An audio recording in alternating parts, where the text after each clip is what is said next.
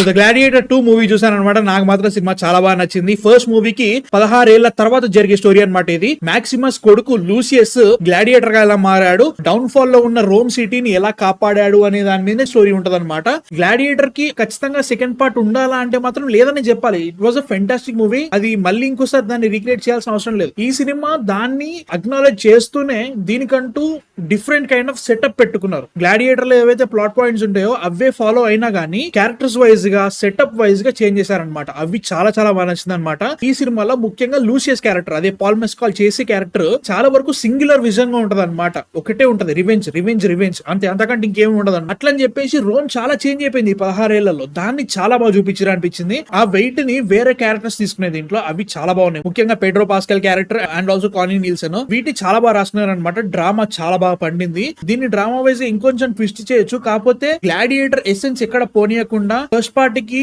Respect ఇస్తూనే చాలా వరకు డ్రామాని సూపర్ గా చూపించారు అనిపించింది నాకైతే మాత్రం. గ్లాడియేటర్ అనగానే మనకి అరీనా ఫైట్స్ ఐకానిక్ అయిపోయినాయి. ఈ సినిమాలో కూడా అరీనా ఫైట్స్ చాలా బాగున్నాయి. బట్ స్టిల్ ప్రతి 2 నిమిషాలకు ఒకసారి మనకి ఫస్ట్ మూవీ కంపారిజన్ గ్యారంటీ వస్తుంది అనమాట. ఎందుకంటే gladiator became such a legendary movie. ఖచ్చితంగా మనం అలాంటి ప్లాట్ పాయింట్స్ ఎత్తుతా ఉంటాం. ఖచ్చితంగా కంపారిజన్ గేమ్ అయితే జరుగుతూనే ఉంటది అనమాట సినిమా మొత్తం కూడా. సినిమాలో ఎవరు నచ్చినా నచ్చకున్నా గానీ మీకు డెన్జెల్ వాషింగ్టన్ ఖచ్చితంగా నచ్చి తీరుతాడు. ఆయన పర్ఫార్మెన్స్ ఉంటది దీంట్లో. తిని పాడదొబ్బిండు, ఎవ్వరు లేరు ఆయన ముంగట, ఎవరు నిలబడలేకపోయారు ఆ పర్ఫార్మెన్స్ లో. అమ్మ బాబోయ్ వేరే లెవెల్ ఉంది ఆ పర్ఫార్మెన్స్. ఆయనకు పడే డైలాగ్ చూడ మనకి ప్రతి 2 నిమిషాలకు ఒకసారి ఎవరయ్యా ఎవడ్రా వీడు ఇట్లున్నాడని ఫీలింగ్ క్రియేట్ చేస్తా అనమాట. చాలా తక్కువ మాట్లాడుతూనే చాలా వెయిట్ క్రియేట్ చేస్తా ఉంటాడు. డిజాస్టర్ దిక్కి వెళ్తున్న రోమ్ లో ఇతని స్పై నెట్వర్క్ విశ్వాసంగా ఉన్నట్టే ఉండి బ్యాక్ స్టాప్ చేయడము ఇవన్నీ చాలా బాగా చూపించారు అనమాట.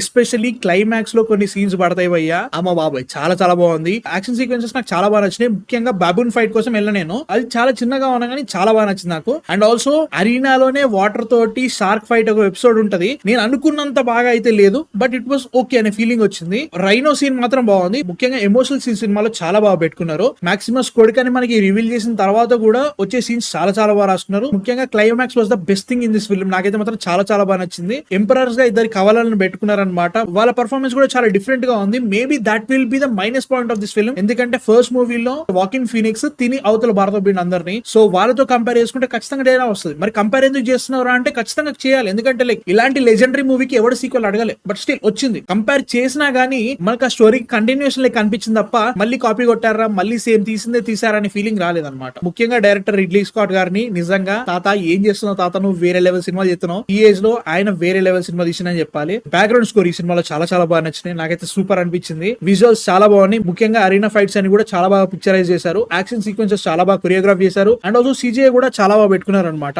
మైనస్ పాయింట్స్ ఖచ్చితంగా ఎతకాలంటే మాత్రం కొన్ని ప్రొసీడింగ్స్ చాలా కన్వీనియంట్ గా వెళ్ళిపోయినాయి అనమాట. హీరో ఒక రివెంజ్ ఆర్క్ ఉంటది అనమాట. అది సడన్ గా అవుట్ ఆఫ్ నోవేర్ ఆగిపోయిందనే ఫీలింగ్ వస్తుంది అనమాట. డెన్జెల్ వాషింగ్టన్ క్యారెక్టర్ తోటి సెకండ్ హాఫ్ నుంచి క్లైమాక్స్ వచ్చేంత వరకు కొన్ని ప్రొసీడింగ్స్ కన్వీనియంట్ గా అయిపోతాయి. ఒక చిన్న విషయం జరిగింది, దీని వల్ల ఇంత పెద్దది అయిపోయిందా అనే ఫీలింగ్ వస్తుంది అనమాట. అవి గనక ఇంకొంచెం బాగా చూపించుంటే బాగుండేది అనిపించింది. But as a whole it's a good sequel. But ఈ సినిమా అవసరమా అంటే మాత్రం అవసరం లేకుండే. Gladiator was legendary movie. అట్లని చెప్పేసి ఈ సినిమా తీసి ఆ లెజెండరీనెస్ ఇక్కడ కూడా తక్కువ చేయలేదు. ఒక మంచి సినిమా తీశారు. పర్ఫార్మెన్స్ వైజ్ గా అందరూ చింపవతలేశారు. కాకపోతే వీళ్ళందరినీ డెన్జెల్ వాషింగ్టన్ తినేసిండు అన్నట్టు, అంత బాగా చేసిండు. సో యా, నాకైతే మాత్రం it was a good watch. మీరు చూసారా, చూడాలనుకున్నారా కింద కామెంట్స్ లో చెప్పండి. మా కాంటెంట్ కనుక నచ్చితే మాత్రం ప్లీజ్ సబ్స్క్రైబ్ చేసుకోండి. 50,000 సబ్స్క్రైబర్స్ దాటేసేద్దాం. అండ్ యా, నెక్స్ట్ వీడియోతో మళ్ళీ కలుస్తాం. త్వరగా man of fiction signing off.